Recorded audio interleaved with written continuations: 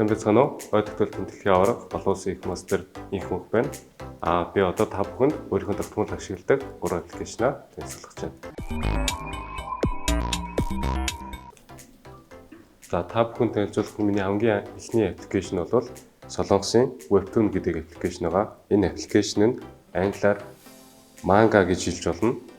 Солонгосын ийм маш олон зохиолтой, маш олон төрлийн ийм мангануудыг уншдаг. Тэгээд энэ аппликейшнийг би яагаад их хэрэглэдэг вэ гэхээр би өөрөө яг солонгос хэлийг мэддэг. Тэгмүүд маань удаан хугацаанд ямар нэгэн хүн өөрийнхөө мэддэг хэлээ хэрэглэхгүй байхад баг зэрэг ингэж мартаж эхэлдэг. Тийм болохоор өдөр болгон 7 хоног болгон шинээр янз бүрийн утгатай, санаатай эсвэл бол ингэж өөрийнхөө төсөөллийг баяжуулж өгөх шин санаа төрөх бүтээлч байж болох тэлтэй юм тусч өгдөг манга буюу Webtoon-ыг уншихаар ер нь бол хилээч мартахгүй бүр цаашаа илүү бас өөрийнхөө мэдж байгаа хэлээ дараагийн төвшөнд хөгжүүлж өгч байгаа юм шиг санагддаг болохоор энэ аппликейшнийг бол би өдөр болгоны 5-аас 10 минут хийдэг жижигхэн хобби болсон байгаа.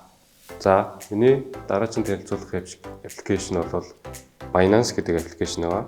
Энэ аппликейшн яадаг аппликейшн вэ гэхээр криптокорренсигаар арилжаа хийж түүнээсээ ашиг хүртэж авах боломжтой ийм аппликейшн байгаа. Тэгээд миний хувьд бол яг энэ одоогийн Монгол залуучууд гэлтгүү ихэнх хүмүүс өөрсдөнд нь нөөц болцоо чадвар нь байх юм бол олон улсын ханшаар залинжих хэрэгтэй гэж боддог. Тийм болохоор одоогийн биднэрт хамгийн ойрхон судлаад илүү цаашаага их ашиг хийж болох одоо нэг жижигхэн салбар нь хамгийн ойрхон салбар нь энэ юм болов гэж боддог. Өөрхөн хичнээн судалсан төдий ч нэгээрээ яг одоо хөдөлмөрөөрөө гэх юм уу ашиг авч болдог болохоор энийг бол би одоо илүү тогтмол хэрэглэх гэж байгаа.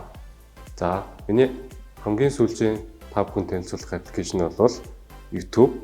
За YouTube-ийн хувьд бол хэн болгон ашигладаг ингэдэг одоо жоохон бас энгийн аппликейшн байж магадгүй. Гэхдээ миний хувьд бол яг YouTube-ыг анх ой тогтоолтын тамирчин байхдаа frequency буюу юм давтамжтай ай дээрээс нь baroque эсвэл classic ийм дуу аяыг сонсож анхаарлаа төвлөрүүлэхэд их ашигладаг байсан бол сүүлийн үед бол ер нь унтахтаа ч юм уу эсвэл өдрийн цагаар ч юм уу тийм аюу их ASMR эсвэл бол шинжлэх ухаан эсвэл бол дэлхийн түүх эсвэл бол киноны ревю зэрэг маш олон тийм мэдлэгийг хурааж авах хүсэлтэй тийм нэг платформ болсон гэж боддог.